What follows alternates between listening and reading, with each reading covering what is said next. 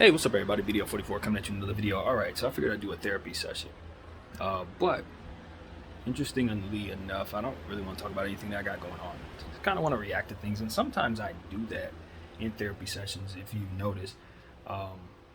So, yeah, I'll just kind of just talk. Hope everybody's having a great day. So, yeah, where was I at? It was something I just saw right now. I want to recap on it. So there was a crash over here. Um, Condolences to everybody who lost their lives. I believe it was last count 5 people who had lost their lives. It was forced to count 6 and 8 people had gotten injured. I'm not sure, but on La Brea and Slauson, and that is the direct route to my auntie's house, which then became my mother's house, which then became my very own. So basically, that little wiener schnitzel and that area that she's coming down, as well as the intersection that the others were coming down. I've been both of those people over a million times in my life. That intersection is very, very, very, very common for me, and so it's one of those situations where it's like when you see that intersection and you see what happens there, you remember a time where you may have came down the hill too fast, because that's what people don't realize. The reason why she was going so fast is because that's a very steep hill behind her. So if she was going 90, it probably pushed her up to 120. You know what I mean? And from what I understand, it's been said that her friend was interviewed, and her friend said that the young lady had been arguing with her boyfriend and was drinking and did not realize that there was a red light there. The thing about it is, that's a thing that should never happen. You don't want to ever drink and drive. Obviously, so many times people have been drinking and driving. It's taken so many people from us. The intersection there, and you're coming down really fast, you're not paying attention, you could mistake that there's a light there. But I'm thinking more so of another intersection in this side of town, just a few blocks away from there, La Tierra, where you're coming out of like a thoroughfare, so to speak. It's like a little halfway freeway, but not really a freeway, that connects 2 areas in the Inglewood area. Sometimes for me, if I'm not paying close enough attention, there are 2 lights, and one, the area where you're supposed to stop for the light, it stops so soon from when the thoroughfare ends, that, and then there's another light like maybe a few yards behind it, right? So if you're not paying attention, you could in fact speed past that light. If you're looking directly at the light past it, you'd be going toward that light. That's happened to me twice, and I could have gotten wiped out too. Luckily it didn't happen, but it's just a lot of different things. That's why you got to stay on your toes, particularly in areas where there are hills. You know what I mean? Not every land is flat. I don't know if she's from out here. It seemed like her friend spoke like she was from out here, so if the girl lived in the area, she knows where she's at. She's just drunk. If she wasn't drunk, obviously she wouldn't have been doing that. But going down that street, that particular street at that speed, in and of itself just told me that she was driving on that hill entirely too fast, speeding, emotional. I've told you guys, I don't drink, but I have sped, in situations where I felt emotional, times where before I went into this space of seclusion that I'm in right now, I told you guys, I was on the freeway going 120, 130, just off of sheer unstableness, just out of sheer emotional instability. Like, I was out of it. And that's what made me ultimately quit my job and stop driving and everything, because I realized I was completely out of it in regards to not being able to keep myself under control and hold those emotions intact, And then when you're like that and you mix it with alcohol, yes, you become a weapon. You become a weapon towards others in your vehicle. So it can't happen. It cannot happen. And I'm very sorry that she did not find herself in a situation where she could be wise enough not to get in the car that day. And so, my condolences to everybody who lost their lives, the families of those who lost their lives in the situation. My mind is taking me in different places, and since it's a therapy session, I guess I can let it get there. But I'm thinking about how our energy affects others. You know what I mean? I don't know. There's never going to be any way for me to know if her friend was accurate in her details of what she said her friend was going through, right? But if I'm to assume it's true, I can go down the rabbit hole. That type of situation, you think about the domino effect of the energy that we put out. Because you have no idea what it is that you're going to do that's going to prompt somebody else to do what they do, that's going to prompt somebody else into something like this. You just don't know. I think about whatever their argument could have been. Could go a million different ways. To assume is stupid, but the point is, you find yourself in an argument with your girlfriend, what caused that argument? Your boyfriend, what caused that argument? Did you do something you shouldn't have did? Did they walk out of that house, get in the car emotional like that girl did?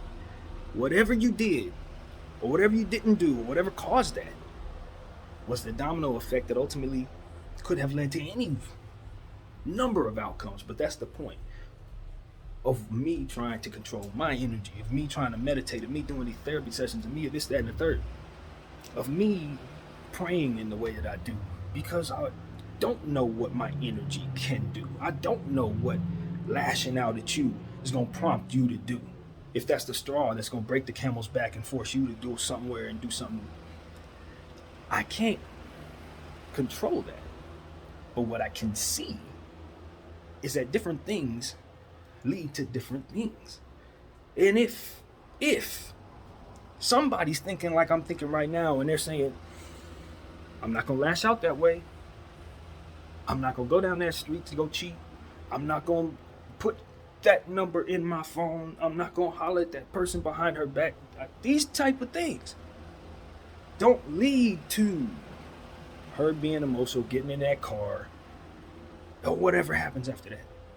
All I'm saying is, if we all take care of our energy, if we all try to do what we can to be mindful that our energies can do these things, that literally things happen because of stuff that we do to other people, then maybe we can try to help prevent things from our perspective. We can't take care of the world around us, but we can start with the man in the mirror. And if you can see where the man in the mirror starts the process of bad things happening, maybe you can see why you shouldn't do certain things.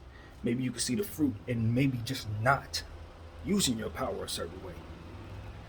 Right? Because even though you're all powerful, the world's going like this. Now you are doing things that prompt people to feel that stressed. Now you're doing things that make you feel like you're all world god. So you're doing all kinds of stuff that plant all types of seeds that start all types of domino effects that you have no control over. But if we're made aware of, or we're forced to pay for, we'd be overwhelmed. Be overwhelmed.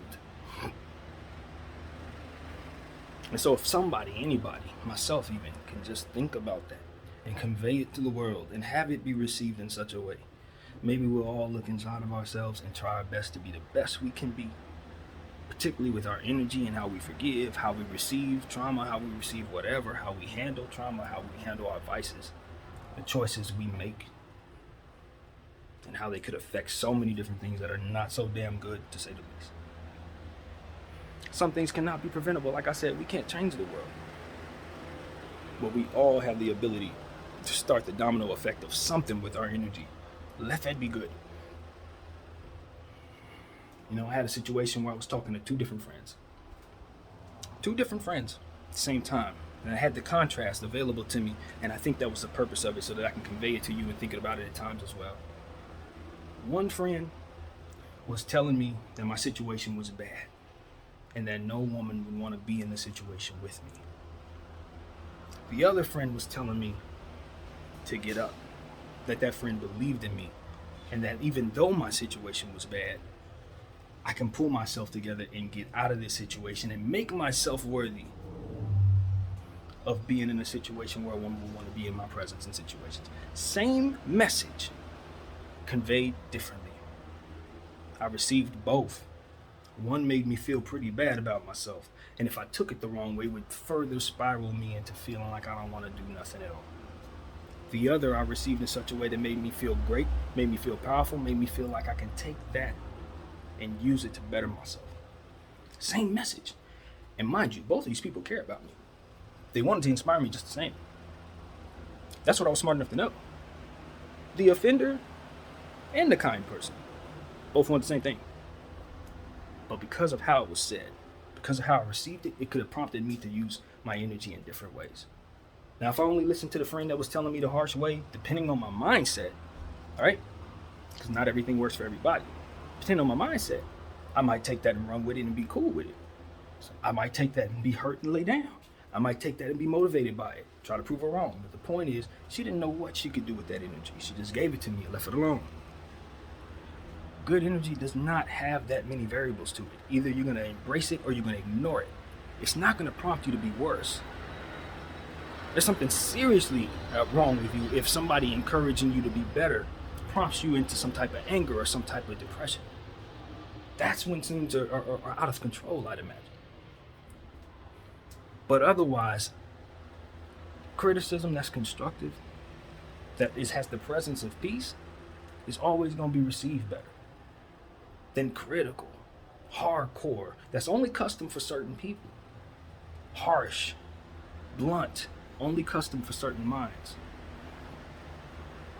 And if given to the wrong ones, will start the domino effect of the wrong things. You don't know what you're going to prompt. You don't know. That's why I'm just saying, just control your energy as best you can. That's all I'm saying.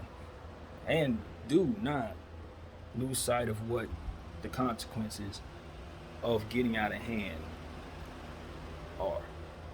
You know, letting your emotions get out of hand, letting people take advantage of you for too long, letting yourself stay in isolated spaces mentally or what have you for too long. You know, staying hidden. Anything that keeps pressure on you to not move properly is going to eventually force you in an exaggerated way to move. You're going to move with way more velocity. You're going to be way more exaggerated. You're going to be way more, put more on it because of the nature of being bound, right? So what I would say is try to liberate yourself sooner than later and be mindful of that. Be mindful of what your energy can do. That's what all of this has taught me. That's what this has reminded me, rather. And so that's what I wanted to share with you guys, man. That domino effect analogy, so to speak. I don't know what caused the accident itself, but at least the example of what it is that was said could give me this to share with you. That's all I'm really saying. Because once you start putting that on them specifically, I don't have the answers for that. I don't have the information to share that as being wisdom that's aligned with that situation. But if it is, it is. And what's sad is it could have been prevented one way or another. In fact, in many ways, I'm sure. My name is BDF 44. I thank you all for watching.